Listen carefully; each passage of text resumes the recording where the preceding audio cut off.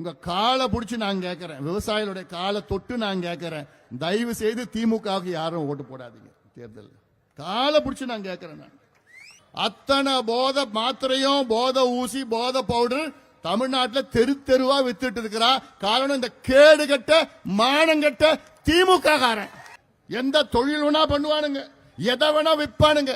உங்களை பத்தி உங்க பிள்ளைகளை பத்தி வருங்கால சந்ததியினரை பத்தி அவங்களுக்கு கவலை அக்கறை எதுவும் கிடையாது. அதுவும் முதலமைச்சர் ஸ்டாலின் அவர்கள் பெரிய கனவு. அவர் சொல்றார் 234 தொகுதியில நாங்க 300 தொகுதி வெற்றி பெறுவோம். இன்னைக்கு ரோட்ல உங்க பிள்ளைங்களாம் நடக்க முடியுமா? உங்க பெண் பிள்ளைகள் நடந்து போக முடியுமா? பத்திரமா போக முடியுமா? தைரியமா போக முடியுமா? தடுக்கி விழுந்தா ஒரு டாஸ்மார்க் கடை, அந்த டாஸ்மார்க் கடைக்கு நடுவுல சந்து கடை, அந்த சந்து கடைக்கு இந்த சந்து கடைக்கு நடுவுல கஞ்சா. இது ஒரு ஆட்சியா? இதெல்லாம் கேவலம், கேவலம். இதெல்லாம் எவ்வளவு காலமாயமா கையேந்த போறோம் நம்ம.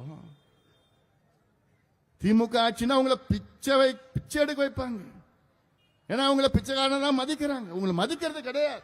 சாகிற நேரத்தில் சங்கரான்னு சொன்னாலும் அப்படிதான். இன்னொரு 2 மாசம் தேர்தல் முடிய போகுது. இப்பதான் உங்களுடன் ஸ்டாலின் அங்களுடன் ஸ்டாலின் நாளைக்கு கனவை சொல்லுங்களாம். திமுக ஆட்சியில இந்த 4 வருஷத்துல மட்டும் 217 குழந்தைகளை தமிழ்நாட்டில் கொலை பண்ணியிருக்கிறாங்க. 217 குழந்தைகள்.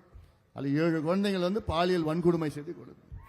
இந்த மக்கள் விரோத ஊழல் செய்கின்ற பெண்களுக்கு எதிரான திமுக ஆட்சியை அகற்ற வேண்டும் என்ற ஒரே நோக்கத்திலே இங்கே நாம் கூடியிருக்கின்றோம். இங்கே நிச்சயமாக இந்த ஆட்சியை அகற்றுவோம் என்ற உறுதியோடு நம்பிக்கையோடு வருகை தந்திருக்கின்ற என் தம்பிகளே, என் தங்கைகளே, என் சகோதரிகளே, தாய்மார்கள், அண்ணன்மார்கள், பெரியோர்கள், விவசாய பெருமக்கள், வியாபார பெருமக்கள், வணிக பெருமக்கள், ஊடக நண்பர்கள், காவல்துறை நண்பர்கள், என் உயிரினும் மேலான அன்பு பாட்டாளி சொந்தங்களே, உங்கள் அனைவருக்கும் இந்த அன்புமணி ராமதாசின் பணிவான வணக்கங்கள். உங்களை இன்று சந்திப்பதில் மிக்க மகிழ்ச்சி. அதுவும் திருக்கழிகுன்றத்திலே சந்திப்பதில் எனக்கு இரட்டிப்பு மகிழ்ச்சி. நேற்று கொஞ்சம் அமைதியாரு. நேற்று பாட்டாளி மக்கள் கட்சி அனைத்திந்திய அண்ணா திராவிட முன்னேற்ற கழகம் தலைமையிலான ஒரு வெற்றி கூட்டணியிலே இணைந்தது. இணைந்த பிறகு தமிழ்நாட்டில் உள்ள நம் கட்சி மட்டுமல்ல, அதிமுக கட்சி நிர்வாகிகளும் தொண்டர்களும் மிகுந்த மகிழ்ச்சியில் இருக்கின்றார்கள். அதே வேளையில் எனக்கு முன்பு பேசியவர்கள் சொன்னது போன்று திமுக கட்சிக்காரர்கள் தலையில துண்டு போட்டுட்டாங்க. ஓரமா உட்காந்துட்டான், சொல்லிட்டான், அதிமுகவும் பாமகவும் சேர்ந்துடுச்சு, நமக்கு வேலை இல்லை, இந்த தேர்தலில் நமக்கு எந்த வேலையும் கிடையாது, நிச்சயமாக அவங்க தான் வெற்றி பெற போகிறார்கள் என்று அதெல்லாம் பேச ஆரம்பிச்சுட்டாங்க. குறிப்பாக திமுக அமைச்சர்களே பேச ஆரம்பிச்சுட்டாங்க. காரணம், 5 ஆண்டு காலம் தமிழ்நாட்டை நாசப்படுத்தி கேவலப்படுத்தி தமிழ்நாட்டின் மக்களுக்கு நம்பிக்கை துரோகம் செய்து, குறிப்பாக பெண்கள், உங்களுக்கு தான் திமுக உங்களுக்கு தான் அதிக நம்பிக்கை துரோகம் செய்திருக்கிறது. சாதாரண துரோகம் கிடையாது. நாங்கள் ஆட்சிக்கு வந்தால் உங்களுக்கு நாங்கள் நகை கடன் தள்ளுபடி செய்வோம், உங்கள் பிள்ளைகளை படிக்க வைப்போம், உங்கள் பிள்ளைகளை அந்த படிப்பு செலவை நாங்கள் ஏற்றுக்கொள்வோம், கல்வி கடனை ரத்து செய்வோம், விவசாய கடனை ரத்து செய்வோம் என்று சொல்ல திமுக ஆட்சிக்கு வந்தது. எதையும் செய்யவில்லை. அது மட்டுமில்ல, உங்க தாத்தாவுக்கு மதுவை கொடுத்தாங்க, உங்க அப்பாவுக்கு மதுவை கொடுத்தானுங்க, உங்க வீட்டுக்காரனுக்கு மதுவை கொடுத்தாங்க, இப்ப உங்க பிள்ளைகளுக்கும் மதுவை கொடுக்கறாங்க. இந்த மதுவை மட்டும் இல்ல, கஞ்சா, அந்த போதை பொருள், போதை ஊசி, போதை மாத்திரை, cocaine, heroin, LSD, methyl amphetamine, fentanyl, இதெல்லாம் வெள்ளக்காரன் பயன்படுத்துகின்ற போதை பழக்கம். இதுவரைக்கும் தமிழ்நாட்டில் வரல இதெல்லாம். ஆனால் முதல் முறையாக வெள்ளக்காரன் என்ன பயன்படுத்துறானோ, அமெரிக்காவில் என்ன பயன்படுத்துறாங்களோ அத்தனை போதை மாத்திரையும் போதை ஊசி போதை பவுடர் தமிழ்நாட்டில் தெரு தெருவா வித்துட்டு இருக்கிறா. காரணம், இந்த கேடு கட்ட மானங்கட்ட திமுக காரன். இவனுக்கு காசுக்கு எதை வேணா பண்ணுவானுங்க, எந்த தொழில் வேணா பண்ணுவானுங்க, எதை வேணா விற்பானுங்க. உங்களை பத்தி, உங்க பிள்ளைகளை பத்தி, வருங்கால சந்ததிகளை பத்தி அவனுக்கு கவலை அக்கறை எதுவும் கிடையாது. காசு என்ன வேணா பண்ணு, வித்துடுவான். அதனால்தான் நான் சொல்றேன், இன்னைக்கு அதிமுக தலைமையிலான கூட்டணிக்கு போனதுக்கு காரணமே இந்த கேடுகட்ட திமுக ஆட்சியை விரட்டி அடிக்க வேண்டும், அகற்ற வேண்டும். வந்துடுச்சு, இன்னும் 2 மாசம் தான் பொறுத்துங்க, பல்ல கடிச்சுங்க. 2 மாசத்துக்கு அப்புறம் முடிஞ்சு போச்சு. நேத்து நமக்கு தொடக்கம், திமுகவுக்கு முடிவு. நேத்து நம்ம எடுத்த முடிவு திமுகவுக்கு முடிவு கட்டியாச்சு. இதை நீங்க மறக்க கூடாது. ஏன்னா மறுபடியும் சொல்றேமா, நான் இவங்க செய்யற சாதாரண துரோகம் கிடையாது, மிகப்பெரிய துரோகம். பெண்களுக்கு, விவசாயிகளுக்கு, இந்த பகுதியெல்லாம் விவசாயம் தான். ஏதாவது ஒரு விவசாயி மகிழ்ச்சியா இருக்கிறாங்களா சொல்லு? ஒரு விவசாயி, எங்கேயாவது ஒரு விவசாயி நான் மகிழ்ச்சியா இருக்கிறேன் இந்த ஆட்சியில சொல்லுங்க பார்க்கலாம். யாராலும் சொல்ல முடியாது. இப்படி ஒரு மானங்கட்ட, கேடு கெட்ட ஒரு ஆட்சி. அதுல முதலமைச்சருக்கு என்ன நடக்குதுன்னே தெரியல. ஏதோ வராரு, காலையில வராரு, ஒரு ஷூட்டிங் வச்சிருக்கிறாங்க. வந்து ஷூட்டிங் வச்சுட்டு அவர் படிக்க கொடுக்குறாங்க, அது படிக்கிறாரு. உங்களுடன் ஸ்டாலின், எங்களுடன் ஸ்டாலின், அங்களுடன் ஸ்டாலின், இப்படி எல்லாம் வசனம் பேசி கடைசி நிமிஷம் இன்னொரு 5 வாரம் தான் இருக்குது. 5 ஆண்டு காலம் எதுவும் பண்ணல. இன்னும் 5 வாரத்துல நாங்க இதை கொடுப்போம், அதை கொடுப்போம், எதை கொடுப்போம். இப்பதான் தெரிஞ்சதா பொங்கலுக்கு 3000 ரூபாய் கொடுக்க போறாங்களாம். அதான் நேற்று சொன்னேன் கடலூர்ல, அந்த 3000 ரூபாய் டாஸ்மார்க் டோக்கனா கொடுத்துடுங்க. எப்படியாவது அந்த 3000 ரூபாய் அங்கதான் போக போகுது. அதுவும் கேட்டேன். சரி, இப்ப தேர்தல் வந்துடுச்சு, இப்ப 3000 ரூபாய் கொடுக்குறீங்க, போன வருஷம் பொங்கலுக்கு ஏன் கொடுக்கல? ஏன் அப்ப தேர்தல் இல்ல? அதுக்கு முன்பு பொங்கலுக்கு ஏன் கொடுக்கல? அப்ப தேர்தல் கிடையாது. இப்ப மட்டும் தேர்தல் வந்ததுனால 3000 ரூபாய் கொடுக்கறாங்க. அந்த பணம் யாரு பணம்? உங்க பணம் தான், நம்ம பணம் தான், வரி பணம் தான். உங்க அப்பா முட்டை பணம் கிடையாது. ஏன்னா எனக்கு எலெக்ஷன் வருது, அது காசு கொடுத்து அவங்க நினைச்சுக்கிறாங்க உங்களுக்கு 3000 ரூபாய் கொடுத்தா நீங்க திமுக ஓட்டு போடுவீங்கன்னு அவங்களே நினைச்சுக்கணும். கனவுல இருக்கிறாங்க, பெரிய கனவுல இருக்கிறாங்க. அதுவும் முதலமைச்சர் ஸ்டாலின் அவர்கள் பெரிய கனவு. அவர் சொல்றார் 234 தொகுதியில நாங்க 300 தொகுதி வெற்றி பெறுவோம். அப்படிதான் சொல்லி வச்சிருக்காங்க அவர்கிட்ட. அப்படி ஒரு கனவுல இருக்கிறார் ஸ்டாலின் அவர்களே, முதலமைச்சர் ஸ்டாலின் அவர்களே.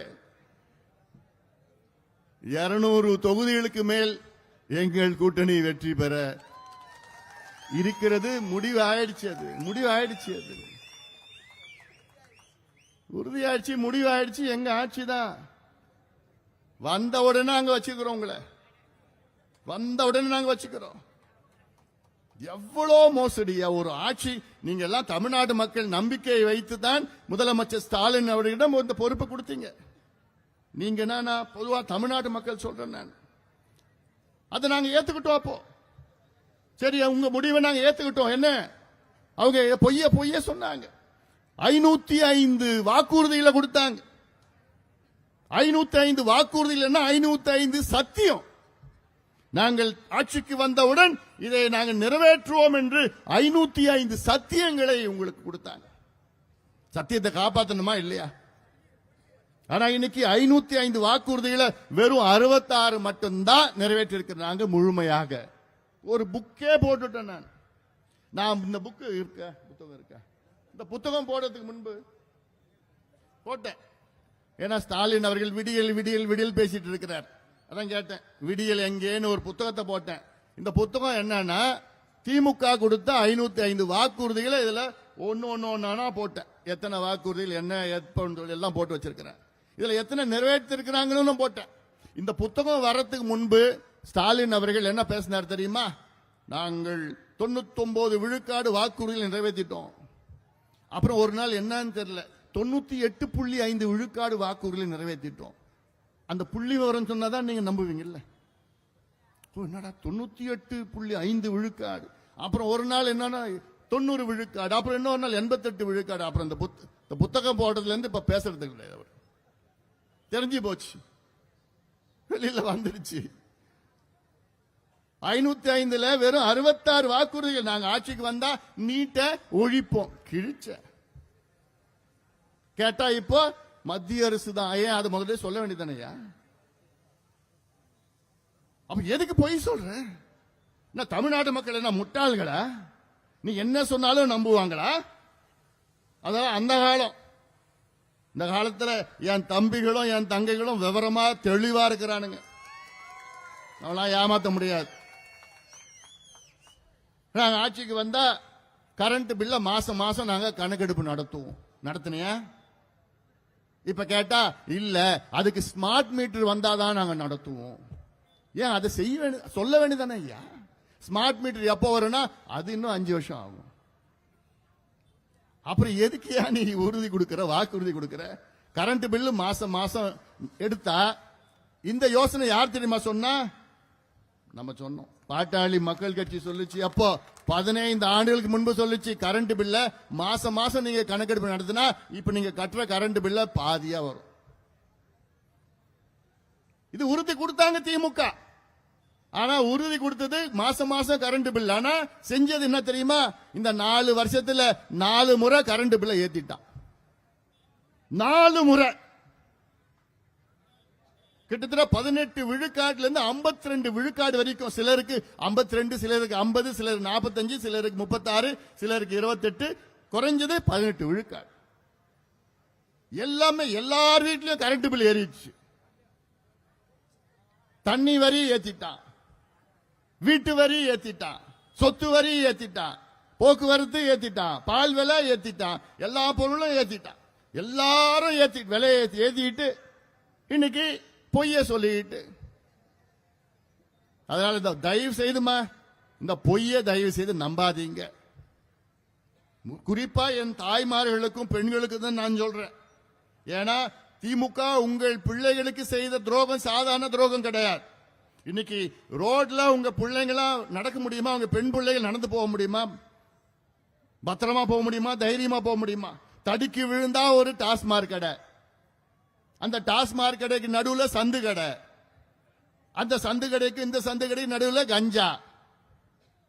இது ஒரு ஆட்சியா? இதெல்லாம் கேவலம், கேவலம். இதெல்லாம் எங்க கிட்ட விட்டு பாருங்க ஆட்சிய.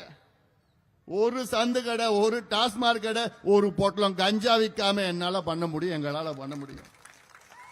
என்னால உறுதி கொடுக்க முடியும், உறுதி கொடுக்க முடியும். சாதாரணமா செஞ்சுட்டு போலாம். ஏன்னா இன்னைக்கு ஏமா குடிச்சிட்டு வந்தா உன் பிள்ளைங்க இல்ல பேர பிள்ளைங்க குடிச்சிட்டு வந்தா தெரிஞ்சிடும், நாத்தடிக்கும். ஆனா இந்த போதை ஊசி போடுறானுங்க பாரு, போதை ஊசி இருக்கு, போதை பவுடர் அப்படியே மூக்குல இழுப்பான், இல்ல போதை மாத்திரை இருக்குது. இதெல்லாம் சாப்பிட்டு வந்தாங்கன்னா அப்படியே வருவான், படுப்பான், சாப்பிடுவான், வீட்டுக்கு வெளியில போவான், ஒண்ணுமே தெரியாது. தெரியறதுக்கு 1 வருஷம் ஆகும். 1 வருஷத்துக்கு அப்புறம் அவன் அவ்வளவுதான், வாழ்க்கை முடிஞ்சு போச்சு. ஏன்னா நான் இந்த டாக்டர், நான் ஒரு MBBS டாக்டரா நான் சொல்றேன். எனக்கு தெரியும் என்ன நடக்குதுன்னு தெரியும். அந்த ஆதங்கத்துல தான் நான் சொல்றேன். உங்க பிள்ளைங்களாம் நல்லா இருக்கணும், சந்தோஷமா இருக்கணும், நீங்க நல்லா இருக்கணும். ஏன்னா லட்சக்கணக்கான பிள்ளைங்க இன்னைக்கு ரொம்ப மோசத்துல இருக்கு. எத்தனையோ சர்வே பண்ணியாச்சு, எத்தனையோ சர்வே பண்ணியாச்சு. எங்க பள்ளிக்கூடம், ஸ்கூல்ல, கல்லூரியில, இளைஞர்கள் மத்தியில சர்வே பண்ணிருக்கிறோம். தமிழ்நாட்டில் சர்வே பண்ணதுல கிட்டத்தட்ட 40 லட்சம் இளைஞர்கள் போதை பழக்கத்திற்கு அடிமையாக இருக்கின்றார்கள். 40 லட்சம். இதெல்லாம் நினைச்சு பாருங்க. எனக்கு பயமா இருக்குது. ஐயோ இந்த பிள்ளைங்க எதிர்காலம், இந்த பிள்ளைங்க எதிர்காலம் இல்ல, உங்க குடும்பம் எதிர்காலம் என்ன ஆகும்? ஏன்னா இதுக்கு காரணம் யாருன்னா இந்த கேடு கட்ட திமுக ஆட்சி.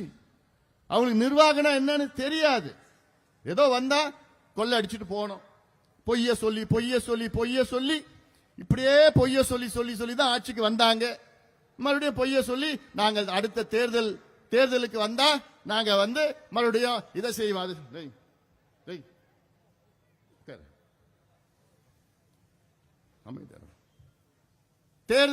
தேர்தல் வந்தா இப்ப புதுசா உங்க கனவை சொல்லுங்களாம். இப்ப ஒரு புது ஸ்கீம் அறிவிக்க போறாராம். என்னைக்கு? நாளைக்கு. யாரு? முதலமைச்சர். என்னன்னு? உங்க கனவை சொல்லுங்க. என்னமா உங்க கனவு? அந்த அப்படி ஒரு திட்டம், அப்படி உங்க கனவை, அதாவது 12 வயசுல இருந்து 29 வயசு பிள்ளைங்க சொல்லணுமா அவங்க கனவை, சொன்னா அடுத்த ஆட்சியில் நிறைவேற்றுவாங்களாம். அதெல்லாம் போறாங்க. அது வேற. எங்க கனவெல்லாம் என்ன? இந்த ஆட்சியை அகற்றணும், அதான் உங்க கனவு. இப்படி பொய்ய சொல்லி, அதுல ஒரு எம்பி, ஒரு எம்பி ஒரு 3 முறை 4 முறை எம்பி, அவர் சொல்றார், ஸ்டாலின் அவர்கள் தேர்தலுக்கு முன்பு 1 கோடி பேருக்கு வேலை வாய்ப்பை அறிவித்தார். அதாவது தேர்தலுக்கு முன்பு 1 கோடி பேருக்கு நான் வேலை கொடுப்பேன்னு அறிவிச்சாராம் ஸ்டாலின் அவர்கள். ஆனால் தமிழ்நாட்டில் 5 கோடி பேருக்கு வேலை கொடுத்துட்டாராம் ஸ்டாலின். அட படுபாவீங்களா! தமிழ்நாட்டு மக்கள் தொகையே 8 கோடி. வாக்காளர் பட்டியலில் பார்த்தா அங்க இருக்கிறது எத்தனை பேரு? 5.5 கோடி. 18 வயசுக்கு மேல இருக்கவங்க எத்தனை பேரு? 5.5 கோடி. இப்ப கொஞ்சம் குறைய போகுது. 5.5 கோடியில 60 வயசு, 18ல இருந்து 60 வயசுக்கு உள்ள இருக்கவங்க எத்தனை பேரு? 4 கோடி. இந்த 18ல இருந்து 60 வயசுக்குள்ள இருக்கிறவங்க 4 கோடி பேர் தான் இருக்கிறாங்க மொத்தம். ஆனா இவங்க எத்தனை பேர் வேலை கொடுத்துட்டாங்களா?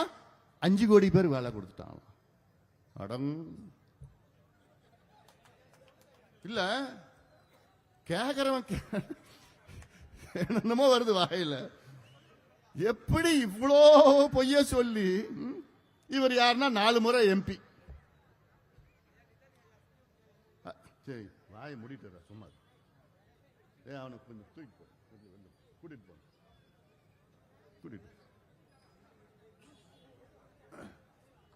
ஏன்னா முக்கியமா இப்ப பேசிட்டு இருக்கிறேன், எவ்வளவு பொய்ய சொல்லிட்டு இருக்கிறாங்க திமுக காரங்க. எல்லாத்துக்கும் மேல இன்னைக்கு திமுக சமூக நீதியின் துரோகின்னு சொல்றேன். விரோதியை விட மோசம் துரோகி. சமூக நீதி பற்றி பேசுவதற்கு திமுகவுக்கு தகுதி கிடையாது. ஆனா கேட்டேன், தந்தை பெரியாருடைய கொள்ளு பேரன், அண்ணாவுடைய பேரன், கலைஞருடைய பையன், முத்துவேல், கருணாநிதி, ஸ்டாலின் அப்படி பேசுறதெல்லாம் வசனம். என்ன பேசுறான்னு அவருக்கே தெரியல. தமிழ்நாட்டில் எவ்வளோ பிரச்சனைகள் இருக்கு, சமூக நீதி பிரச்சனை இருக்கு.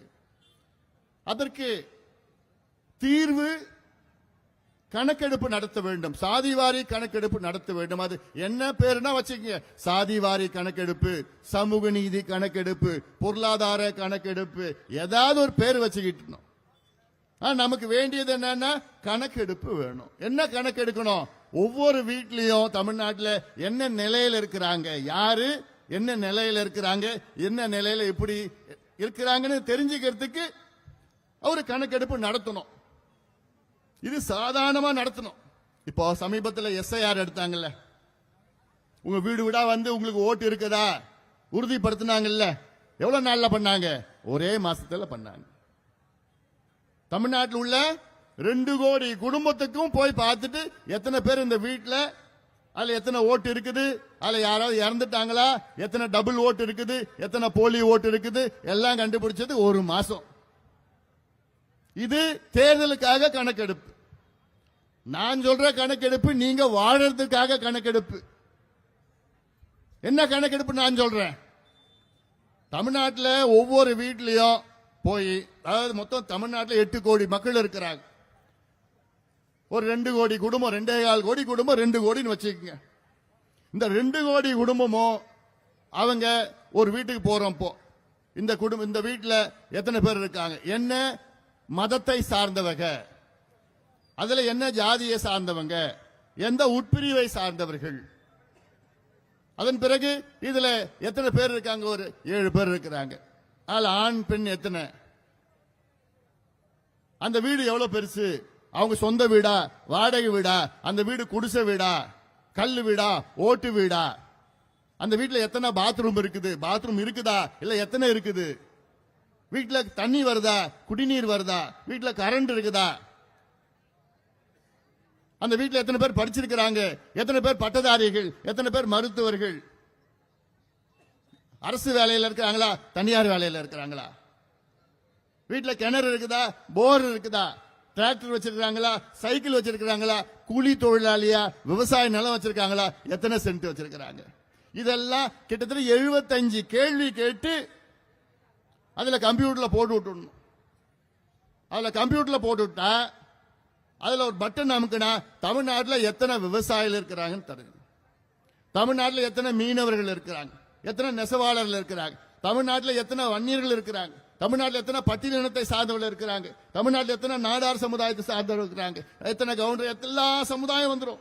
அல்ல உட்பிரிவு எத்தனை வந்துட போகுது, அவங்க என்ன நிலையில இருக்கிறாங்க வந்துட போகுது, எத்தனை பேர் குடிசையில வாழ்ந்துட்டு இருக்கிறாங்க வந்துட போகுது, எத்தனை பேர் படிச்சிருக்கிறாங்க வந்துட போகுது, எத்தனை பேர் டாக்டர் இருக்கிறாங்க, எல்லாமே கம்ப்யூட்டர்ல வந்துட போகுது. இதை வச்சுக்கிட்டு தமிழ்நாட்டின் முன்னேற்றத்திற்கு திட்டம், எவ்வளோ திட்டங்கள் தீட்டலாம். இதுல அதிக பயன்பெறுவது யாருன்னா பட்டியலின சமுதாயத்தை சார்ந்தவர்கள். இந்த கணக்கு எடுத்தா அதிக பயன்படுபவர்கள் யாருன்னா பட்டியலினத்தை சார்ந்தவர்கள்.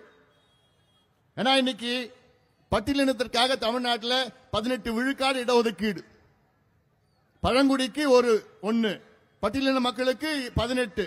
அந்த 18ல 3 பெரிய பிரிவு இருக்கு பட்டியலினத்தில். ஒன்று ஆதி திராவிடர்கள், இரண்டாவது அருந்ததியர்கள், மூன்றாவது தேவேந்திர குல வேளாளர்கள். 3 பெரிய பிரிவு. உட்பிரிவுகள் கிட்டத்தட்ட 76 உட்பிரிவுகள் இருக்கிறது. அந்த உட்பிரிவுகளில் இன்னைக்கு அதுல 18%ல அவங்க எத்தனை பேருக்கு அவங்களுக்கு இடஒதுக்கீடு கிடைக்குது, வேலை கிடைக்குதுன்னு பார்த்தா அதுல வெறும் கிட்டத்தட்ட 6ல இருந்து 10 உட்பிரிவு தான் கிடைக்குது. மீதி கிட்டத்தட்ட 70 பேருக்கு கிடைக்கல. அதை தெரிஞ்சுக்கணும்னா கணக்கெடுப்பு நடத்தா தெரிஞ்சிடும். அது கணக்கெடுப்பு நடத்தி 18% நீங்க 3 பிரிங்க. பிரிச்சு யாருக்கு கிடைக்கலையோ அவங்களுக்கு 3% இடஒதுக்கீடு தனியா கொடு.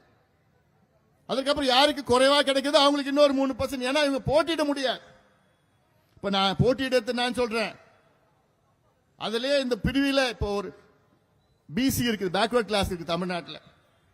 இந்த பிசி என்ன, பிற்படுத்தப்பட்ட சமூகங்கள் 140 பேர் இருக்கிறாங்க. 140 பேர்ல அதுல யாருக்கு கிடைக்குது யாருக்கு கிடைக்கல 26% அவங்களுக்கு. அந்த 26% எத்தனை பேருக்கு கிடைக்குதுன்னா ஒரு சில சமூகங்கள் அதுல எல்லா இடத்தையும் எடுத்துட்டு போறாங்க, பல சமூகங்கள் அதுல கிடைக்கல. ஒரு உதாரணம், ஒரே சமுதாயத்தில் ஒருத்தர் கிராமத்தில் வாழறாரு, ஒருத்தர் நகரத்தில் வாழறாரு. அவங்க எல்லாமே பிசியில தான் வராங்க. ஒரே சமுதாயம் பல 2-3 சமுதாயங்கள் இருக்கு. அல்ல ஒரு சமுதாயம் கிராமத்தில் இருக்கிறார், ஒரு சமுதாயம் நகரத்தில் இருக்கிறார். 2 பேருமே பிசி தான். நகரத்தில் இருக்கிறவர் பணக்காரர், அவர் பிள்ளைய கான்வென்ட்ல படிக்க வைக்கிறார். கோச்சிங் சென்டர்ல டியூஷன் நடக்குது, நீட் கோச்சிங் சென்டர் நடக்குது, டிஎன்பிஎஸ்சி, யூபிஎஸ்சி, ஐஐடிக்கு கோச்சிங், எல்லாம் கோச்சிங் 8 லட்சம் 10 லட்சம் செலவு பண்ணி கோச்சிங் நடக்குது. கிராமத்தில் இருக்கிற ஒருத்தர், அவர் பிள்ளை, அவர் விவசாயி, அவர் பிள்ளை கவர்மெண்ட் ஸ்கூல்ல படிக்கிறாப்ல. அவருக்கு கோச்சிங்ல இங்கிலீஷ் தெரிய, தமிழ் மீடியம். அந்த பையனும் டவுன்ல படிக்கிற அந்த பணக்காரர் பையனும் 2 பேருமே பிசியில தான் இருக்கிறாங்க. 2 பேரும் போட்டியிட முடியுமா? முடியாது. அதுதான் நான் சொல்றேன். அந்த கணக்கெடுப்பு நடத்தினா கிடைக்காத அந்த பிள்ளை, விவசாய பிள்ளைக்கு தனியா அதுல உள்ஒதுக்கீடு கொடுத்து, அவங்க எந்த சமூகங்களோ உள்ஒதுக்கீடு கொடுத்து அவனுக்கு பள்ளிக்கூடம், அவனுக்கு இடஒதுக்கீடு, கல்வி, வேலை வாய்ப்பு கொடுத்தாதான். இதுதான் சமூக நீதி. இதுதான் நான் கேட்டுட்டு இருக்கிறேன். இது பிசிக்கு மட்டும் இல்ல, எம்பிசிக்கும் வன்னியர்களுக்கும். அது எம்பிசியில இன்னைக்கு கிட்டத்தட்ட 115 சமுதாயம் இருக்கு. அதுல யாருக்கு கிடைக்கல, யாருக்கு அதிகமா கிடைச்சது, யாருக்கு சுத்தமா கிடைக்கல, இது கண்டுபிடிக்கிறதுக்கு தான் கணக்கெடுப்பு நடத்துன்னு சொல்றோம். ஆனா ஸ்டாலின் அவர்கள் நான் கணக்கெடுப்பு நடத்த மாட்டேன் பிடிவாதமா இருக்கிறார்.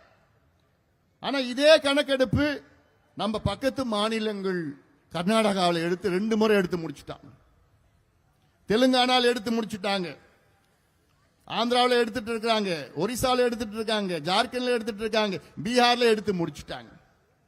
இப்படி பல மாநிலங்களை எடுத்து இடஒதுக்கீடு அதிகப்படுத்தி சலுகைகளை கொடுத்து கடனை ரத்து பண்ணி கல்வியை படிக்க வச்சிருக்கிறாங்க. பீகார்ல எடுத்தாங்க கணக்கெடுப்பு. அந்த கணக்கெடுப்புல பீகார்ல கண்டுபிடிச்சாங்க கிட்டத்தட்ட 96 லட்சம் குடும்பங்கள் மாசம் வருமானம் 6,000 ரூபாய்க்கு குறைவான வருமானம் அவங்களுக்கு கிடைக்குது. அந்த 96 லட்சம் குடும்பத்துக்கு 2 லட்சம் ரூபாய் கொடுத்தாங்க அரசாங்கம் தொழிலுக்காக. 67 லட்சம் குடும்பம் பீகார்ல சொந்த வீடு இல்லைன்னு கணக்கெடுப்பு நடத்தினாங்க. அந்த 67 லட்சம் குடும்பத்துக்கும் வீடு கட்டி கொடுத்தா. அதனாலதான் நான் சொல்றேன், இந்த கணக்கெடுப்பு நடத்தணும்னு எத்தனை போராட்டம் பண்ணும். சமீபத்தில் சென்னையில் எவ்வளோ போராட்டம் பண்ணும். ஆனா அதை பத்தி கவலையே ஒரு சிந்தனை கூட கிடையாது. வர எங்கெந்தோ வர பறவைகள்லாம் கணக்கெடுக்க நடத்துறாங்க. உங்க பகுதியில் வருதுல பறவைகள் நிறைய பெரிய பெரிய பிலிக்கான், அது என்னமா பிளமிங்கோஸ் எல்லாம் வருது. எங்க இருந்து வருது? ஆஸ்திரேலியால இருந்து வருது, சைனால, ரஷ்யால இருந்து வருது. அதெல்லாம் எத்தனை வருது, எப்ப வருது, எவ்வளவு நாள் தங்குது, எத்தனை முட்டை இருக்குது, இதுக்கெல்லாம் கணக்கெடுப்பு நடத்துறாங்க. தெருவில் எத்தனை நாயை சுத்திட்டு இருக்குன்னு கணக்கெடுப்பு நடத்துறான். எத்தனை மாடு சுத்திட்டு இருக்கு கணக்கெடுப்பு நடத்துறான். எத்தனை ஆமா எங்கிருந்து வருதுன்னு கணக்கெடுப்பு நடத்துறான். ஆனா மனுஷன் நீங்க படிக்கிறதுக்கு, வேலைக்கு போறதுக்கு, சுயமரியாதையோட வாழறதுக்கு அதெல்லாம் நாங்க எடுத்த மாட்டோம். அவங்களுக்கு வேண்டியதுன்னா திமுக வேண்டியது சுயமரியாதை. நீங்க வாழக்கூடாது, பிச்சை எடுத்துட்டு இருக்கணும், கையேந்திட்டு இருக்கணும். பொங்கல் வந்ததுன்னா ஒரு அடி கரும்பு, ஒரு மஞ்சள், ஒரு என்னது திராட்சை, ஒரு 4 திராட்சை, வேற என்னம்மா வெள்ளம், பச்சரிசி. இதுக்கு கியூ நிக்கிறோம். அப்படியே இவ்வளோ பெரிய கியூ. எவ்வளோ காலமாயம்மா கையேந்த போறோம் நம்ம. திமுக ஆட்சின்னா அவங்கள பிச்சை எடுக்க வைப்பாங்க. ஏன்னா அவங்கள பிச்சைக்காரனா மதிக்கிறாங்க. உங்களை மதிக்கிறது கிடையாது. ஆனா எனக்கு என்ன, நீங்க சுயமரியாதை வாழும். உங்க பிள்ளைங்க படிக்கணும், படிச்சு வேலைக்கு போகணும், கௌரவமா இருக்கணும், உங்க பிள்ளைங்க உங்களை நல்லா பார்த்துக்கணும். அதுதான் கௌரவமான வாழ்க்கை, சுயமரியாதையோட வாழ்க்கை. அதுக்கு என்ன பண்ணணும்? யார் யார் எப்படி இருக்கிறாங்கன்னு தெரிஞ்சுக்கணும். அதான் அடிப்படை. ஆனா தெரிஞ்சுக்கிறது கூட ஸ்டாலினுக்கு அது நம்பிக்கை இல்லை. கேட்டா எங்களுக்கு அதிகாரம் இல்லை என்று ஒரு பொய்யை மீண்டும் மீண்டும் சொல்லுகின்ற ஒரு முதலமைச்சர் எங்கேயாவது பார்த்திருக்கீங்களா? எல்லா அதிகாரமும் இருக்குது. பஞ்சாயத்து தலைவருக்கு அதிகாரம் இருக்கு. அவர் பஞ்சாயத்துல கணக்கெடுப்பு நடத்துறது. அவர் பஞ்சாயத்துல எத்தனை வீடு, எப்படி இருக்காங்க, எத்தனை பேர் படிச்சிருக்காங்க, எத்தனை கிணறு, எத்தனை போர், எத்தனை நிலம், எல்லாமே பஞ்சாயத்து தலைவர் கையெழுத்து போட்டா கணக்கெடுப்பு நடத்தலாம். ஆனா முதலமைச்சர் அதிகாரம் இல்லையா என்ன? எப்படி ஒரு பொய்ய முதலமைச்சர் சொல்லிட்டு இருக்கிறாரு? ஐயோ, இதெல்லாம் மன்னிக்க முடியாத பொய். மன்னிக்க கூடாது, மன்னிக்க கூடாது. இதே போன்று கிட்டத்தட்ட 1390 நாள் ஆகுது. 1390 நாள். எதுக்கு? உச்ச நீதிமன்றம் தீர்ப்பு வழங்கி. என்னன்னு உச்ச நீதிமன்றம் தீர்ப்பு வழங்கி இருக்கிறது? தமிழ்நாட்டிலே வன்னியர்களுக்கு உள்ஒதுக்கீடு கொடுக்க எந்த தடையும் கிடையாது, நீங்க கொடுத்துட்டு போகலாம். 1390 days தீர்ப்பு வந்து 3 வருஷத்துக்கு முன்பு. ஆனா 3 ஆண்டு காலம் இந்த மோசடி திமுக முதலமைச்சர் ஸ்டாலின் அவர்கள் இந்த சமுதாயம் வளரக்கூடாது, படிக்கக்கூடாது, கையேந்தணும், குடிக்கு மதுவுக்கு அடிமையா இருக்கணும், கூலியா இருக்கணும், சுயமரியாதை வாழக்கூடாது, அந்த எண்ணத்துல தான் ஸ்டாலின் இன்னைக்கு உள்ஒதுக்கீடு, இடஒதுக்கீடு, தனி ஒதுக்கீடு கொடுக்க மறுக்கின்றார். எவ்வளவு பெரிய துரோகம் இந்த சமுதாயத்துக்கு செய்கிற துரோகம். உச்ச நீதிமன்றமே கொடுத்துட்டாங்க தீர்ப்பு. இதுக்கு மேல மேல்முறையீடு எதுவும் கிடையாது. ஆனா இங்க ஊழல் குற்றச்சாட்டு வந்தா உடனே எங்க போறாங்க இவங்க? உச்ச நீதிமன்றம் போறாங்க. அதுக்கு மட்டும் உச்ச நீதிமன்றம் போற. அப்படிப்பட்ட உச்ச நீதிமன்றம் உனக்கு தீர்ப்பு கொடுக்குது, வன்னியர்களுக்கு தமிழ்நாட்டில் இடஒதுக்கீடு கொடு, உடனடியாக கொடுன்னு தீர்ப்பு கொடுக்குது. ஆனா 3 வருஷமா நீ அதை கிடப்புல போட்டு வேணுமே ஏமாத்தி ஒரு மனசாட்சி உள்ள வன்னியரும் வருகின்ற தேர்தலில் திமுக ஓட்டு போடக்கூடாது. ஒட்டுமொத்த இந்த சமுதாயமும் திமுகவை புறக்கணிக்கணும். அதனால நீங்க ஏன்னா அதை மட்டும் நீங்க தப்பு பண்ணிடாதீங்க. ஆனா இந்த தேர்தலில் திமுக வன்னியரும் திமுக ஓட்டு போட மாட்டாங்க, அது தெரியுது. அந்த மனநிலையில் தான் இருக்கிறாங்க. ஏன்னா அவங்களுக்கு தெரிஞ்சு போச்சு இவரை நம்பி பிரயோஜனம் கிடையாது. நான் இன்னைக்கு திமுகவில் 125 எம்எல்ஏ இருக்கிறாங்க. மீதி ஒரு 8 பேர் வந்து திமுக மத்த கட்சி திமுக சின்னத்தில் நின்றவங்க. அதுல 23 எம்எல்ஏ அதிகபட்சம் திமுக இருக்கிற எம்எல்ஏக்கள் 23 எம்எல்ஏக்கள் வன்னியர் சமுதாயத்தை சார்ந்தவர்கள். 21 எம்எல்ஏக்கள் பட்டியலினத்தை சார்ந்தவர்கள். இப்போ 23 எம்எல்ஏ திமுகவில் இன்னைக்கு இல்லைன்னா திமுக ஆட்சிக்கு வந்திருக்க முடியுமா? முடியாது. அவங்க ஆட்சி செஞ்சிருக்க முடியாது. ஆனா அப்படி 23 வன்னியர் எம்எல்ஏக்கள் வச்சு திமுக ஆட்சி செய்கின்ற திமுக 3 ஆண்டுகளுக்கு முன்பு உச்சநீதிமன்றம் தீர்ப்பு வழங்கி வன்னியர்களுக்கு நீ உள்ஒதுக்கீடு கொடு தீர்ப்பு வழங்கி இன்னைக்கு வரைக்கும் கொடுக்காம சும்மா வச்சிருக்கிற திமுக முதலமைச்சர் ஸ்டாலின் அவர்களே, உங்க ஆட்சி முடிஞ்சு போச்சியா? இனி நீ கனவுலோடும் காணாது, இனி வரவே முடியாது. எல்லாம் தெளிவா இருக்கிறாங்க. பட்டியலின மக்களும் ஓட்டு போட மாட்டாங்க, வன்னியர் மக்களும் ஓட்டு போட மாட்டாங்க, மீனவர் சமுதாயமும் ஓட்டு போட மாட்டாங்க. இந்த 3 சமுதாயம் தான் பூர்வகுடி, இந்த மண்ணுக்கு சொந்தக்காரர்கள். இந்த மண்ணுக்கு சொந்தக்காரர்கள் இவங்க தான் பூர்வகுடி. அந்த காலத்துல இருந்து இருக்கிறாங்க. இவங்க யாருமே திமுகவுக்கு ஓட்டு போட இனி வாய்ப்பு கிடையாது. வாய்ப்பு கொடுத்தாச்சு, அந்த வாய்ப்பை தவறா பயன்படுத்தி கொள்ளடிச்சுக்கிட்டு எவ்வளவு தினம் ஊழல் குற்றச்சாட்டு, தினம் ஊழல் குற்றச்சாட்டு, மணல் கொள்ளை. இப்ப பக்கத்துல பாலாறு போகுது, பால் போன்ற ஆறு ஒரு காலத்துல, இன்னைக்கு மண்ணு கூட கிடையாது, எல்லாத்தையும் கொள்ளடிச்சு நாசம் பண்ணிட்டு போயிட்டான். நாங்க அதுவும் அன்புமணி ராமதாஸ் எத்தனையோ பாலாத்தை காப்போம், பாலாத்தை காக்கணும்னு எத்தனை போராட்டங்கள் செஞ்சோம்.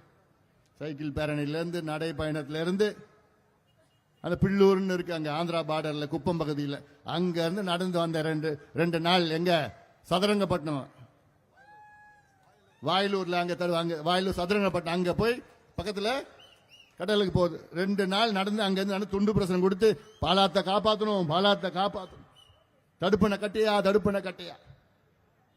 பாலார் கர்நாடகாவில் தொடங்குது, கொல்லி மலைன்னு இருக்கு அங்க, கொல்லி ஹில்ஸ் அங்க தொடங்குது.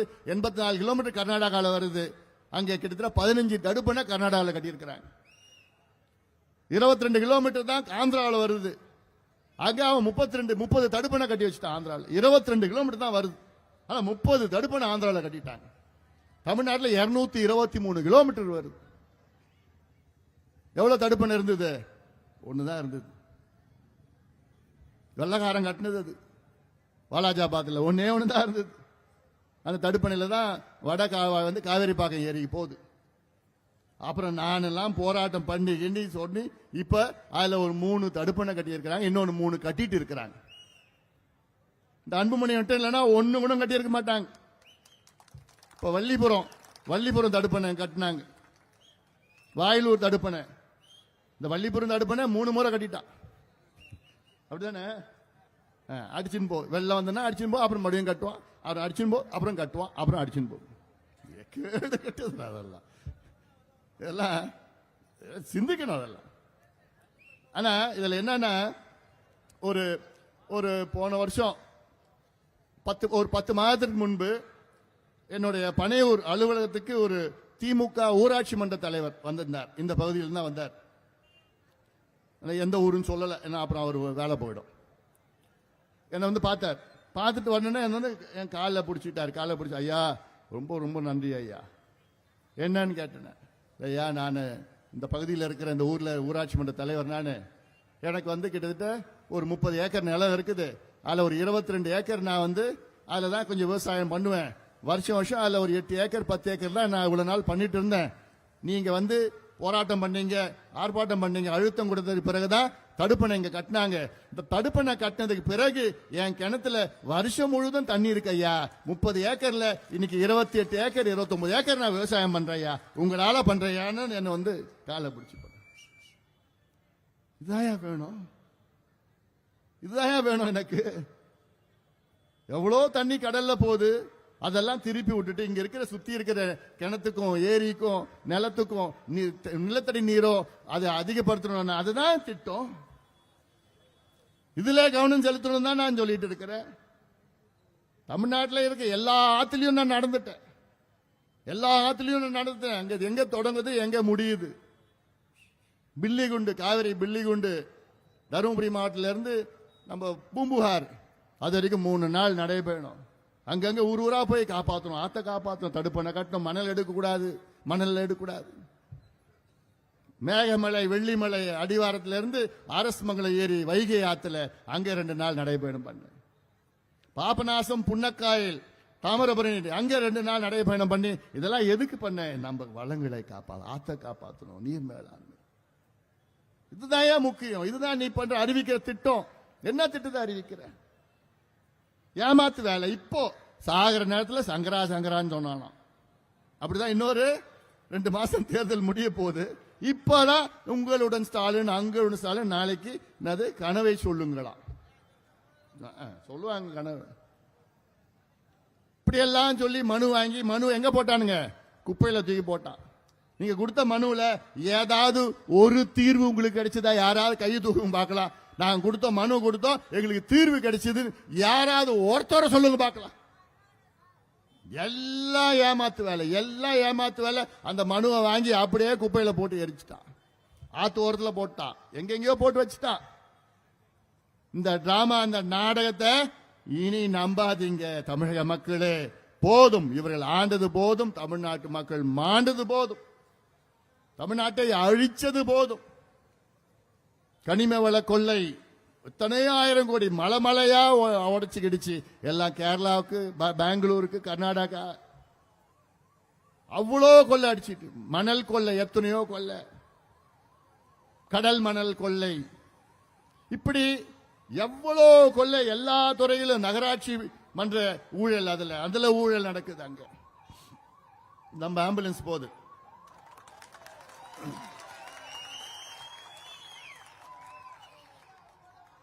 20 ஆண்டுகளுக்கு முன்பு விட்ட ஆம்புலன்ஸ் அது. 20 ஆண்டு காலமாக இந்தியாவில் எத்தனை கோடி உயிர்களை காப்பாற்றிய இந்த ஆம்புலன்ஸ் திட்டம். இதுதான் திட்டம், இதுதான் திட்டம். நீ கொடுக்கிற வெறும் அறிவிப்பு, உண்மையான திட்டம் இதுதான். அதனால இப்படி ஏன்னா இதெல்லாம் சிந்திச்சு செய்யணும். இந்தியாவுக்கே நமக்கு செஞ்சோம், தமிழ்நாட்டுக்கு செய்ய முடியாதா? நம்மளால வாய்ப்பு தான் கிடைக்கும். அதனால இதெல்லாம் நீங்கள் சிந்தித்து பாருங்க. நீங்க நல்லா இருக்கணும், விவசாயிகள் மகிழ்ச்சியா இருக்கணும், நெசவாளர்கள் சந்தோஷமா இருக்கணும், மீனவர்கள் நல்லா இருக்கணும், எல்லா தரப்பு மக்களும், உழைக்கின்ற மக்கள், வணிகர்கள், வியாபாரிகள், இளைஞர்கள், பெண்கள், பெற்றோர்கள். ஏன்னா இன்னைக்கு பெண் குழந்தைகளுக்கு தமிழ்நாட்டில் பாதுகாப்பு கிடையாது. எத்தனையோ சொல்லமா தினம் 4 வயசு குழந்தைய கெடுத்துட்டான், 8 வயசு குழந்தைய கெடுத்துட்டான்.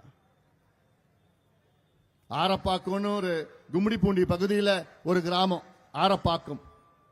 ஒரு 4 மாசத்துக்கு முன்பு, 4-5 மாசத்துக்கு முன்பு ஒரு 8 வயசு குழந்தை ஸ்கூல் முடிச்சுட்டு பாட்டி வீட்டுக்கு போயிட்டு இருக்கு. அது திடீர்னு காணும். 2-3 மணி நேரம் காணும். 2-3 மணி நேரத்துக்கு பிறகு பார்த்தா அந்த குழந்தை ரத்த காயத்தோட அப்படியே வெளில வருது. 8 வயசு குழந்தை. அதை ஒருத்தர் எடுத்துட்டு போயிட்டான். அவன் அங்க அம்மா கிட்ட போய் சொல்லிச்சு. என்னன்னு போலீஸ் ஸ்டேஷன்ல போனா போலீஸ் கேஸ் எடுக்க மாட்டான். கேஸ் எடுத்தா கவர்மெண்ட்டுக்கு கெட்ட பேராம். அப்புறமா நம்ம கட்சிக்காரன் சொல்லி நீங்க போங்கன்னு சொன்னோன்னே நம்ம கட்சிக்காரங்களாம் போலீஸ் ஸ்டேஷன்ல போய் பிரச்சனை பண்ணாங்க. அப்புறம் தான் கேஸ் எடுத்தான். கேஸ் எடுத்துட்டு சும்மா வச்சுட்டான். அப்புறம் நம்ம கட்சியின் பொருளாளர் சொன்ன திலகபாமா நீங்க போங்க அங்க போங்கன்னு சொன்னோன்னே அந்த அம்மா அங்க போய் போலீஸ் ஸ்டேஷன் வாசல்ல உட்காந்துட்டாங்க. நீங்க உடனே கண்டுபிடிக்கலன்னா இங்கேயே தான் நாங்க எழுப்போம் சொல்லிட்டு 2000 பேர் நம்ம கட்சிக்காரங்க உட்காந்துட்டாங்க. அதன் பிறகுதான் போலீஸ்ல 2 டீம், 3 டீம், 4 டீம் போட்டாங்க. போட்டு 3-4 வாரத்துக்கு பிறகுதான் அவனை கண்டுபிடிச்சானுங்க. நம்ம போலனா கண்டுபிடிச்சு விட்டுட்டு இருப்பான். அவன் யாருன்னா அசாம்காரன். எங்க வேலை செய்யறானா? ஆந்திராவில் வேலை செய்யறான். கும்மிடி பூண்டினா ஆந்திரா எல்லையில் இருக்கு, தமிழ்நாட்டில் இருக்கு, ஆந்திரா எல்லையில் இருக்கு. அவன் ஆந்திராவில் வேலை செய்யறான். அவன் சொல்றான், நான் 4 நாள் வாரத்தில் 4 நாள் ஆந்திராவில் வேலை செய்வேன். திங்கள் செவ்வாய் புதன் வியாழன் 4 நாள் ஆந்திராவில் வேலை செய்வேன். வெள்ளி சனி ஞாயிறுனா தமிழ்நாட்டுக்கு போயிடுவேன். தமிழ்நாடுனா அங்க 25 கிலோமீட்டர் தமிழ்நாடு. 3 நாள் தமிழ்நாடு போவேன். ஏன்னா அங்க சாராயம் கிடைக்கும், கஞ்சா கிடைக்கும், போதை மாத்திரை கிடைக்கும், சரளமா கிடைக்கும், எங்க பார்த்தாலும் கிடைக்கும். அங்க நான் போதையை போட்டுக்கிட்டு இது மாதிரி ஏதாவது குழந்தைங்க பெண்கள் யாராவது வந்துன்னா கெடுத்து நான் வந்து திருப்பி ஆந்திராவுக்கு போயிடுவேன் இப்படின்னு ஒருத்தவன் சொல்றானா? இதை விட ஒரு கேடு கெட்ட ஆட்சி முடியுமா, இருக்குமா? ஆந்திராவில இருந்து ஒருத்தன் வந்து குடிக்கிறதுக்காக, கஞ்சா போடுறதுக்காக, போதை மாத்திரை போடுறதுக்காக தமிழ்நாட்டுக்கு வரானா இவங்க நடத்தது ஆட்சியாயா? அதெல்லாம் வெக்கக்கேடியா, வெக்கக்கேடு. இன்னொருத்தன் பிடிச்சானுங்க, ஜாஃபர் சாதிக்குன்னு ஒருத்தன். அவனை பிடிச்சு, அவன் இங்க பிடிக்கல, டெல்லியில இருந்து பிடிச்சாங்க. அவன் யாருன்னா, அவன் வந்து கிட்டத்தட்ட 3000 கோடிக்கு தமிழ்நாட்டில் போதை மாத்திரை வித்திருக்கான். 3000 கோடிக்கு. இவன் யாருன்னு பார்த்தா திமுகவில் முக்கிய பொறுப்பாளர், திமுகவுடைய அயலக செயலாளர், இன்டர்நேஷனல் செக்ரட்டரி. அவர் அவன் எத்தனையோ சினிமா எடுத்திருக்கிறான். எதுல? எந்த பணத்துல? போதை மாத்திரை வித்த பணத்துல. திமுக காரன். இப்படி எத்தனையோ உதாரணங்கள் என்னால சொல்ல முடியும். அதனால இவங்க காசுக்கு என்ன வேணா பண்ணுவாங்க. உங்களை பத்தி இல்ல கவலை இல்ல. உங்க பிள்ளைகளோ, பேர பிள்ளைங்களோ, வருங்கால சந்ததிகளோ, பெண்களோ எதுவும் கிடையாது. திமுக ஆட்சியில இந்த 4 வருஷத்துல மட்டும் 217 குழந்தைகளை தமிழ்நாட்டில் கொலை பண்ணியிருக்கிறாங்க. 217 குழந்தைகள். அது 7 குழந்தைகள் வந்து பாலியல் வன்கொடுமை செய்து கொடுக்கும். வருஷம் வருஷம் 7000 குழந்தைகளுக்கு மேல நம்ம வந்து குற்றங்கள் நடக்குது. வருஷம் வருஷம் 7000 குழந்தைகள். பயம் விட்டு போச்சு, பயம் விட்டு போச்சு. ஏன்னா எங்க பார்த்தாலும் கஞ்சா, சாராயம் மட்டும் இல்ல, கஞ்சா, காக்கு எல்லாம் போதை. அவன் மிருகமாயிடுறான். அப்படி ஒரு சூழலை உருவாக்கி இருக்கிறது திமுக. அது காவல்துறைக்கு யாரு பொறுப்பு? முதலமைச்சர் ஸ்டாலின் அவர்கள். எல்லாத்துக்கும் முதலமைச்சர். ஆனா இருக்குது நல்ல மக்கள் நிச்சயமாக கோபத்தில் இருக்கிறாங்க. சமீபத்தில் அரசு ஊழியர்களுக்கு நாங்க வந்து ஏதோ அதுல வந்து நிரந்தர ஓய்வூதியமோ ஸ்கீம் ஒன்று கொடுத்திருக்கிறோம், அறிவிப்பு. அது ஒரு ஏமாத்து வேலை. அரசு ஊழியர்களை நம்பிடாதீங்க, இது பொய்யான ஒரு திட்டம். இன்னும் அரசாணை வெளியில வரல, வந்ததுக்கு பிறகு நான் வச்சுக்கிறேன். இது என்ன ஸ்கீம்னா மத்திய அரசு பென்ஷன் ஸ்கீம். அது அவ்வளவு. அதுல பேரை மாத்தி அலங்காரப்படுத்திக்கிட்டு இதை அதை வச்சு காது மூக்கு கண்ணு வச்சு அவங்க அறிவிச்சிட்டாங்க, அவ்வளவுதான். இதுல ஒண்ணுமே வரப்போறது கிடையாது. அது எப்போ? 5 ஆண்டுகளுக்கு பிறகு. இன்னும் 5 வாரம் இருக்கு தேர்தல் அறிவிப்புக்கு. இப்ப என்ன அறிவிக்கிறீங்க? எல்லாம் தேர்தலுக்காக. பொங்கலுக்கு அறிவிக்கிறது தேர்தலுக்காக, எல்லாமே தேர்தலுக்காக. இன்னும் 5 வாரத்தில் இன்னும் 5 திட்டம் கொண்டு வருவாங்க. வெறும் பேப்பர்ல தான் இருக்கும் அந்த 5 திட்டம், ஒன்னும் ஆக போறது இல்லை. அதனால இதெல்லாம் நீங்க சிந்தித்து பாருங்க. கல்பாக்கம் அணுமின் நிலையம், இந்தியாவிலே முதல் அணுமின் நிலையம். அது ஃபாஸ்ட் பிரீடர் ரியாக்டர்னு இருக்குது. ஆனா அதனால கதிர்வீச்சுலாம் சாதாரணமா இல்லை, ரொம்ப மோசமா இருக்கு. முதல்ல 2 கிலோமீட்டர் சுத்தி கதிர்வீச்சு இருந்தது, அதுக்கப்புறம் 5 கிலோமீட்டர், இப்ப 7 கிலோமீட்டர் சுத்தி இருந்தது. இதுக்கு நாங்க எத்தனையோ போராட்டம் நம்ம பண்ணோம். பாட்டாளி மக்கள் சார்பில் உண்ணாவிரதம், போராட்டம், அது இதுன்னு பண்ணிட்டு இருக்கோம். எத்தனையோ மனு கொடுத்தோம், அமைச்சரை பார்த்து எல்லாம் பண்ணோம். பார்க்கிறப்போ ஏதோ ஒன்று நடக்கும். ஆனா இன்னைக்கு பார்த்தா எவ்வளோ குழந்தைகள் ரொம்ப மோசமான நிலையில பிறக்குதுங்க. கை கால் இல்ல, மூளை வளர்ச்சி இல்ல, எவ்வளோ பிரச்சனைகள் வருது. எதுனா அங்க இருக்க சுத்தி இருக்க கதிர்வீச்சு. இதை நம்ம மட்டும் தான் கேட்டுட்டு இருக்கோம். ஏன்னா உங்கள் மீது அக்கறை கொள்பவர்கள் நாங்கள். என்னை பத்தி உங்களுக்கு தெரியும். விஞ்ஞான ரீதியில ஆராய்ச்சிகள் செய்து உங்களுக்கு எது நல்லது அதை மட்டும்தான் நாங்கள் செய்வோம், அதற்கு போராடுவோம். கல்வி இருந்தாலும் சரி, சுகாதாரம் இருந்தாலும் சரி, வேளாண்மை இருந்தாலும் சரி, நீர் வளம் இருந்தாலும் சரி, தொழில் வளம் இருந்தாலும் சரி. இந்த மாவட்டம் பிரிக்கப்படாத மாவட்டம் காஞ்சிபுரம் மாவட்டம். இப்ப செங்கல்பட்டு மாவட்டம் பிரிக்கப்படாத காஞ்சிபுரம் மாவட்டம், ஏரி மாவட்டம். தமிழ்நாட்டில் அதிக ஏரியில் உள்ள மாவட்டம். இன்னைக்கு எந்த ஏரியும் கிடையாது.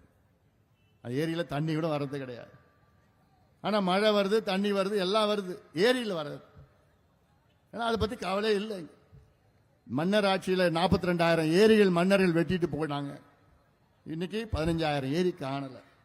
27,000 ஏரி தான் தமிழ்நாட்டில் இருக்கு. அதுவும் சரியான முறையில் இல்லை. அல்ல, திமுக நாசப்படுத்தி உங்களுடைய இயற்கை வளங்களை நாசப்படுத்தி உங்கள் பிள்ளைகள் எதிர்காலத்தை, வாழ்க்கையை, கல்வி சீரழித்து, சுகாதாரம்னா அவ்வளவுதான், முடிஞ்சு போச்சு. தொழில் வளம், பெரிய பணக்காரர்கள் மட்டும்தான் திமுக அங்க உடந்தையா இருக்கிறாங்க. பெரிய பெரிய தொழில், பெரிய பெரிய கோடீஸ்வரர்கள். ஏன்னா அவங்க லஞ்சம் கொடுக்குறான், காசு கொடுக்குறான். அதனால ஆனா எவ்வளோ ஊழல் செய்யறான். நான் சொல்றேன், மணல் கொள்ளையில ஊழல், டாஸ்மார்க்ல ஊழல், டாஸ்மார்க் விற்கிறதுல ஊழல், அப்புறம் 10 ரூபாய் பாலாஜி, 10 ரூபாய் பாலாஜி, குவார்டர் பாலாஜி, 10 ரூபாய் பாலாஜி, செந்தில் பாலாஜி, 10 ரூபாய் பாலாஜி, இதுல 4000 கோடி. நகராட்சியில் ஊழல் அதுல ஒரு 888 கோடி ஊழல். பள்ளிக்கரணை சதுப்பு நிலம் அதுல 2000 கோடி ஊழல். அடுக்குமாடி கட்டத்தை கட்ட விட்டானுங்க. அது ராம்சார் அங்கீகரிக்கப்பட்ட நிலம், ஆனா கட்டுடான்னு சொல்லிட்டான் காசு வாங்கி. எவ்வளோ எல்லாமே ஊழல், எல்லாமே ஊழல் செஞ்சு செஞ்சு செஞ்சு உங்ககிட்ட பொங்கலுக்கு 3000 ரூபாய் கொடுத்துட்டா நீங்க ஊழல மறந்துடுவீங்களா? நம்ம எனக்கு ஊழல், எனக்கு 3000 ரூபாய் கொடுத்துட்டான்பா, நீ என்ன வேணா அடிச்சுக்கோ கொள்ளடி, நான் மறந்துடுவேன். அப்படியா? தமிழ்நாடு மக்கள் சிந்திக்கணும். எல்லாம் கொள்ளடிச்சுட்டு போவாங்களா 5 வருஷமா, நெருக்கத்தில் காசு கொடுத்துடுவாங்களா, மக்கள் மறந்துடுவாங்களாம். அப்படியா? உறுதியா கிடையாது. ஆனா என்ன பண்ணிட்டாங்க, நேத்து நம்ம கூட்டணி சேர்ந்தோம்ல, நம்ம கூட்டணி சேர்ந்ததுக்கு அப்புறம் திமுகவில் அவங்கள பார்த்துட்டாங்க, எதுக்குடா காசு செலவு பண்ணணும், வேஸ்டடா, நம்ம தோக போறோம் அப்படின்னு சொல்லிட்டு எல்லாம் முடிவு பண்ணிட்டாங்க திமுகவில். அதனால இதையெல்லாம் ஏன்னா அவங்க அப்படியே வர காசை அப்படியே அவங்களே எடுத்துக்க போறாங்க திமுகவில். இதெல்லாம் நீங்கள் சிந்தியுங்கள். சிந்தித்து வருகின்ற தேர்தல் தமிழ்நாட்டுக்கு மிக முக்கியமான தேர்தல், உங்களுக்கு முக்கியமான தேர்தல், உங்கள் பிள்ளைகளுடைய எதிர்காலம். நான் மீண்டும் மீண்டும் சொல்றேன், தமிழ்நாட்டில் உள்ள அத்துணை பெற்றோர்களும் நீங்கள் சிந்தித்து பாருங்க. எந்த கட்சி வேணா இருந்துட்டு போங்க, எந்த கட்சினா இருந்துட்டு போங்க, ஆனா உங்க பிள்ளை, உங்க பேர பிள்ளைகளுடைய எதிர்காலம், ஆனாவது பெண்ணாவது 2 பேரும் பேர பிள்ளைகள் பிள்ளைகளுடைய எதிர்காலம் திமுக ஆட்சியில் மிகப்பெரிய கேள்விக்குறி. அதனால உறுதியா திமுக வரக்கூடாது, வரவிடக்கூடாது. அதுவும் விவசாயிகள் தமிழ்நாட்டில், நான் விவசாயிகளே, விவசாய பெருமக்களே, உங்க காலை பிடிச்சி நான் கேட்கிறேன், விவசாயிகளுடைய காலை தொட்டு நான் கேட்கிறேன், தயவு செய்து திமுகவுக்கு யாரும் ஓட்டு போடாதீங்க தேர்தல். காலை பிடிச்சி நான் கேட்கிறேன். நான் தெரு தெருவா கூட வரேன். நான் எல்லா விவசாயில காலை தொட்டு தொட்டு திமுக ஓட்டு போட்டுறாதீங்க, திமுக ஓட்டு போட்டுறாதீங்க. ஏன்னா விவசாயிகள் செஞ்ச துரோகம், திமுக செஞ்ச துரோகம் போன்றவர் யாருமே செய்யல. விவசாயம்னா என்னன்னு கூட தெரியாது, விவசாயம்னா என்னன்னு ஏபிசி கூட தெரியாது. விவசாயத்தில் எவ்வளவு மோசடி பண்ணிருக்காங்க விவசாயத்தில். அதை பத்தி பேசுறேன் 2 மணி நேரம் ஆகும். எவ்வளவு பேசலாம் விவசாயிகள். அதனால அத்துணை விவசாயிகளும் எல்லாம் கோபத்தில் இருக்கிறாங்க. அது வேற, ஏமாத்தி என்னென்னமோ ஏமாத்திட்டு இருக்கிறாங்க. அதெல்லாம் நீங்க எல்லாம் மனசுல வச்சுக்கங்க. நல்ல ஆண்டு தொடக்கம் 2026 நம்ம ஆண்டு, வெற்றி ஆண்டு, நம்முடைய ஆண்டு, நம்ம வெற்றி பெறுகின்ற ஆண்டு, நம்ம கூட்டணி வெற்றி பெறுகின்ற ஆண்டு. மிகப்பெரிய நமக்கு வெற்றி காத்து கொண்டிருக்கிறது. அதில் நாங்கள் எல்லாம் உற்சாகமாக இருங்கள், உற்சாகமாக செயல்படுங்கள். இங்கே வருகை தந்திருக்கிற என் தம்பிகளும் என் தங்கைகளும் வீடு வீடா போங்க, வீடு வீடா போங்க, ஒரு மாற்றத்தை கொண்டு வாங்க, ஆட்சி மாற்றத்தை கொண்டு வாங்க, மிகப்பெரிய வெற்றியை நமக்கு கொண்டு வாருங்கள் என்று இந்த நேரத்தில் கேட்டுக்கொள்கின்றேன். உங்கள் அனைவருக்கும், உங்களுக்கும் உங்கள் குடும்பத்தினருக்கும் என்னுடைய இனிய பொங்கல் வாழ்த்துக்கள், பொங்கல் நல்வாழ்த்துக்கள், புத்தாண்டு பொங்கல் நல்வாழ்த்துக்கள். நல்ல ஆண்டு வருகின்ற தை மாதம், தை பிறந்தால் வழி பிறக்கும், நல்லது நடக்கும். நல்லதுக்கு எல்லாமே நல்லா இருக்கணும், நல்ல சந்தோஷமா நீங்க இருக்கணும், நல்ல ஆரோக்கியமா இருக்கணும், நல்ல உடல்நலத்தோடு இருக்கணும், உங்க பிள்ளைகள் நல்லா இருக்கணும், நல்லா படிக்கணும், நீங்க எல்லாம் வேலைக்கு போகணும், நீங்க எல்லாம் நல்ல சந்தோஷமா சுயமரியாதையோட நீங்க எல்லாரும் வாழ வேண்டும் என்று வாழ்த்தி இந்த கூட்டத்தை மிக சிறப்பாக நடத்தி கொண்டிருக்கின்ற நம்முடைய அனைத்து நிலை நிர்வாகிகளுக்கும் என்னுடைய நெஞ்சார்ந்த வாழ்த்துக்கள், பாராட்டுக்கள், நன்றியோடு அமர்கின்றேன். வணக்கம். நன்றி உரை முன்னாள் நகர செயலாளர் விஜயகுமார்.